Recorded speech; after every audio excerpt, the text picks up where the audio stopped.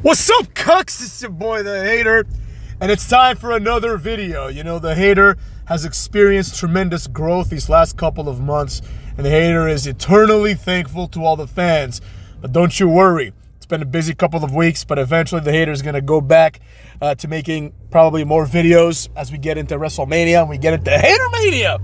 And then the growth will reach gargantuan proportions, I promise. Now, today's video is going to be about one Cody Rhodes, all right?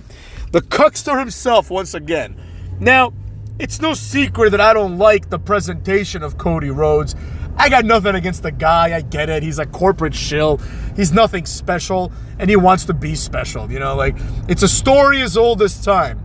But this recent promo with The Rock, in my personal opinion, really exposed the problems with a Cody Rhodes character, such that the only reasonable option is for him to turn heel. There is no other way to explain what has been happening other than Cody has been an ass all along, right? Fact is, he doesn't wrestle nearly enough, and the other fact is, he is not believable in the slightest, right? As this person that anyone, let alone The Rock, would want as like the corporate champion, right? He's not good enough for that. He represents an all-time low in WWE champions. His reign is going to be completely immaterial because, quite frankly, almost every reign is immaterial. The real thing that measures whether a wrestler is good or not is how long they were on top. And Cody Rhodes, at most, he's going to have 2-3 years on top, and that's it. One of them is already done, you know? Because the entire storyline was Cody Rhodes isn't good enough to be WWE champion until he is. He finishes the story, right? And then he's going to be on top for like X amount of time, and then that's it, right? He's never going to be like a John Cena or a Randy Orton. You know what I mean? That's never going to happen because he's too old, you know? Nobody's going to want Cody Rhodes to be champion into his 40s. You know, even if he's champion into like his early 40s, like 40, 41, he might still be in the title picture. But I have a feeling it's going to be more of like a Finn Balor, Kevin Owens type of situation where they get one title run that's completely uneventful and then they go back to being nobodies until they get fired, right? Now, here's the thing. The fact is that Cody Rhodes is being presented to us now as this complicated character and this guy that like is a hot ticket for people like The Rock to try to persuade to join his side. You know, as I said yesterday, this, number one, devalues everybody else in the WWE, right? The implication that Cody Rhodes is the guy, right? It implies, obviously, by the contrapositive, that nobody else is the guy. So Gunther, who's been saying he's the guy, is just a laughable joke at this point, right?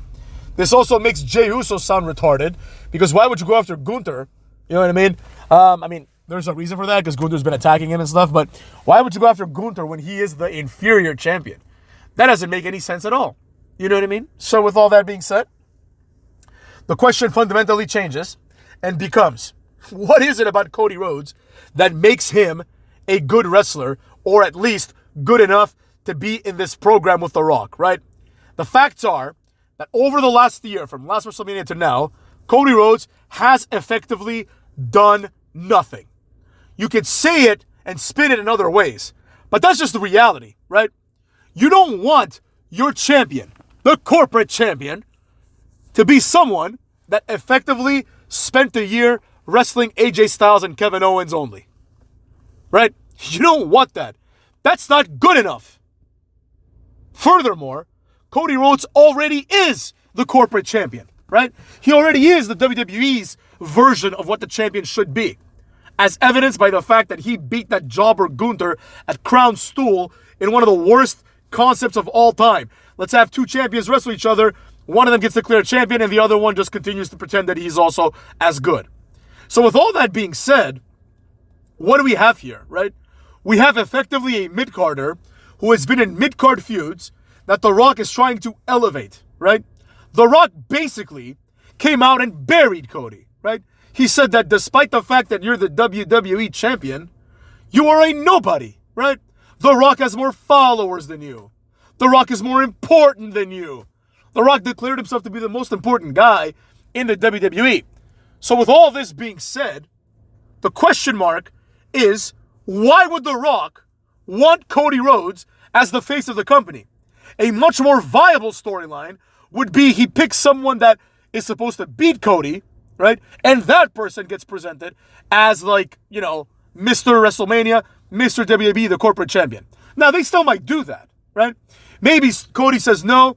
He wrestles, let's just say for the sake of argument, CM Punk, and then CM Punk turns heel, betrays Cody, pins him, and aligns himself with The Rock. That could be it, let's say, right? That would be a pretty decent end to a WrestleMania. It's been a long time since we've had WrestleMania end with a legitimate, like, heel moment, you know? Like, obviously we've had Roman Reigns win in several of the last WrestleManias, but it's just been a match. There's been no turn, no big moment, right? So that could work. But as I just said, that has nothing to do with Cody, right? That has to do with the establishment of someone else as the corporate champion. Then Cody can go feud with him as the face. But the idea that The Rock pretty much comes out and tells Cody, I want you to turn heel, right? Because that's the only way this works. You know, otherwise, like, he can't be a face and a bitch at the same time.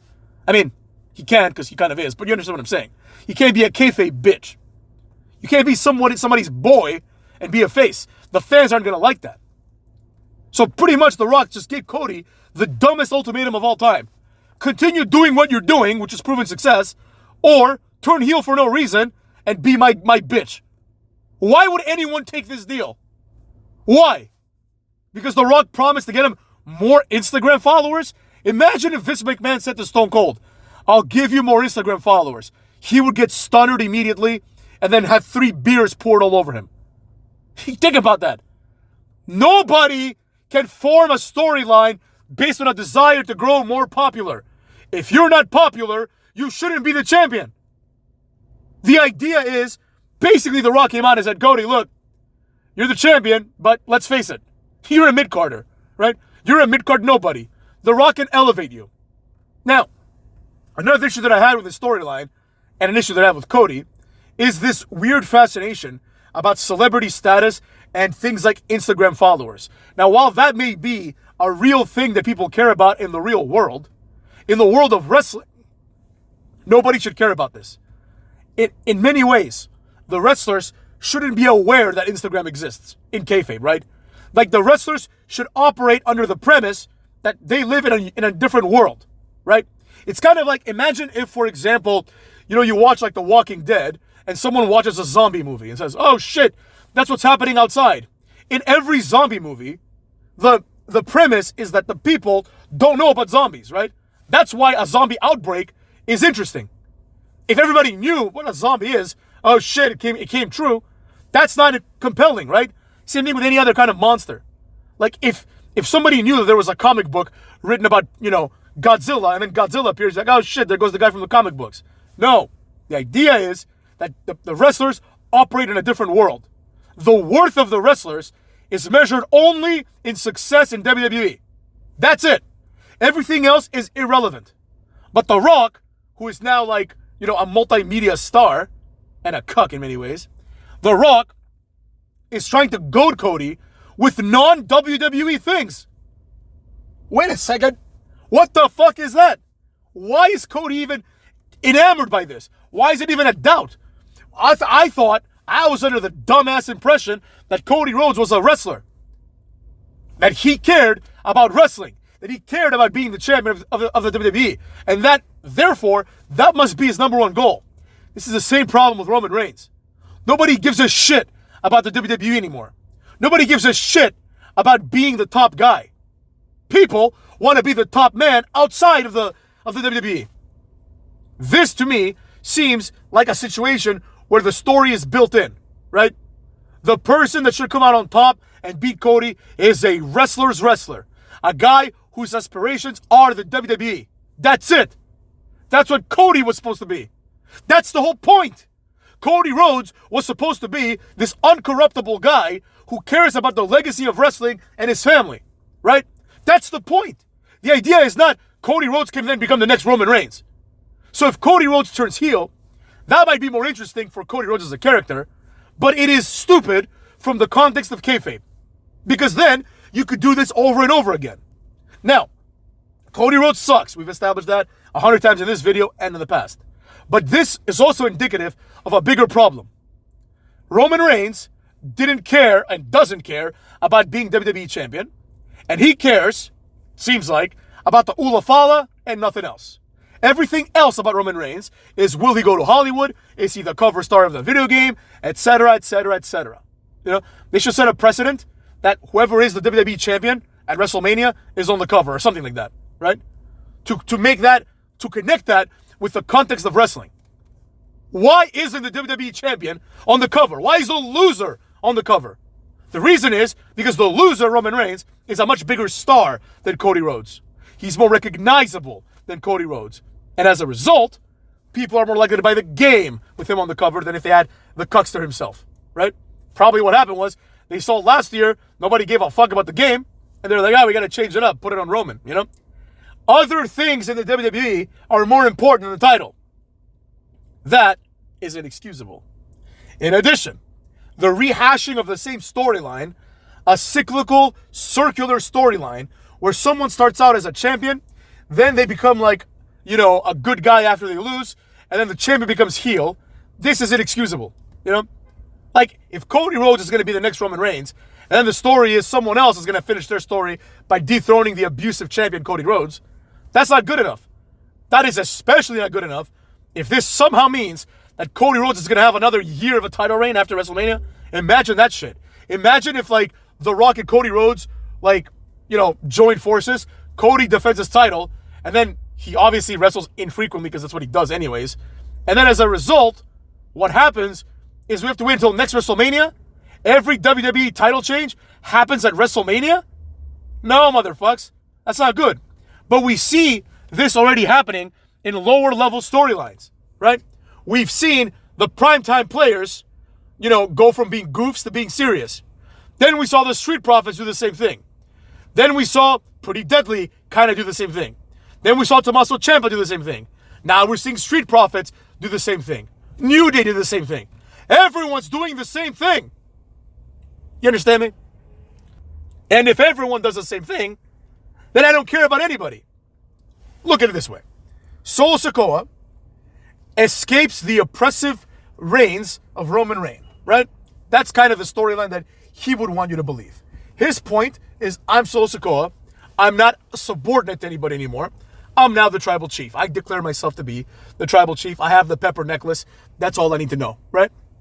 Then he forms his own posse, right? Then Roman Reigns beats him, and then he goes away. He basically does what Roman Reigns did. He loses, and he goes away. While he's gone for a couple of weeks, 3 weeks maybe, right?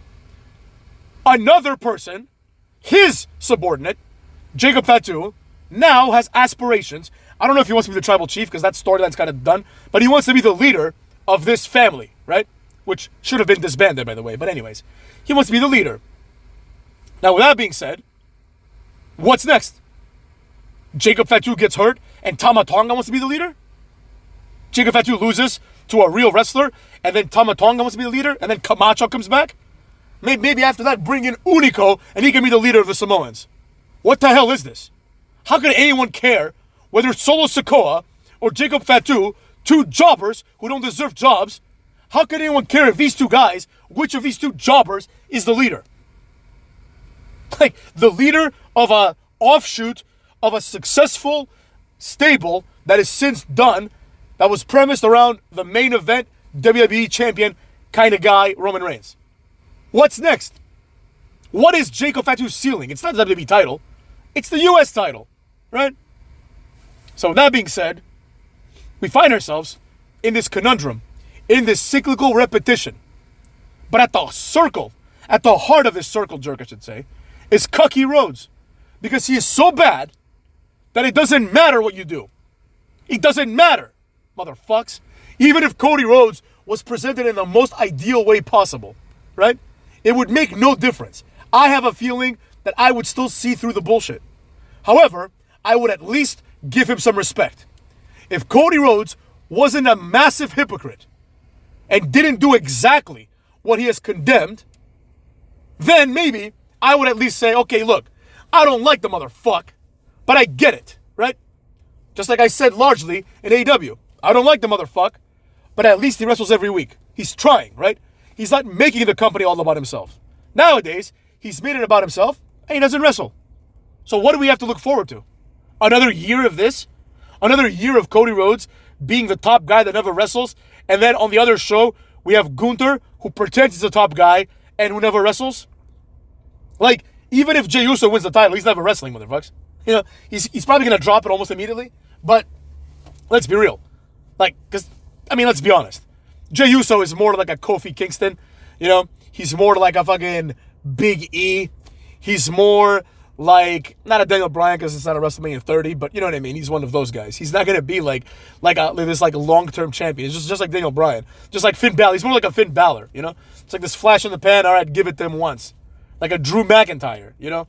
Drew McIntyre had a long reign, but it was uneventful, you know? He's not going to be like a John Cena. And that's the problem. Neither is Cookie, right? Neither is Cookie. There is no next John Cena.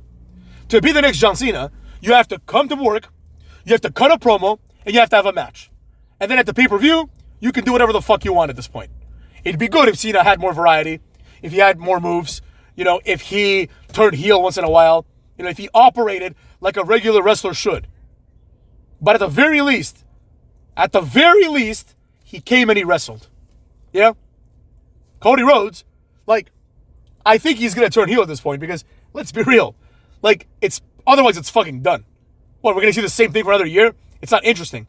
When Roman Reigns did it, it at least was interesting because he was a heel. But as a heel, Cody Rhodes can make it slightly more interesting. But of course, this will mean that Cody Rhodes is like a massive hypocrite, a massive loser, and like I'm arguing in this video, the worst, bar none, the worst WWE champion of all time cuckwads.